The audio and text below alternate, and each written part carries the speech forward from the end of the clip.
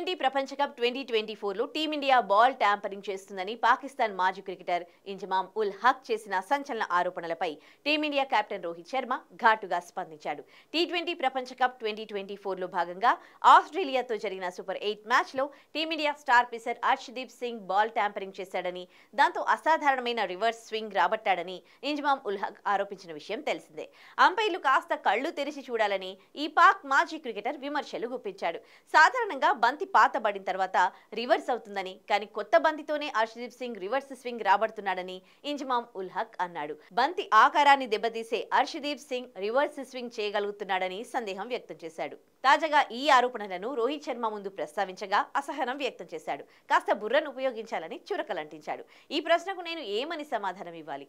సూర్యుడి కింద మండుటెండలో పొడిగా ఉన్న వికెట్ పై ఆడుతున్నప్పుడు బంతి దానంతటా అదే రివర్స్ స్వింగ్ అవుతుంది. ఇలాంటి పరిస్థితుల్లో భారత్కే కాకుండా అన్ని జట్లకు రివర్స్ అవుతుంది.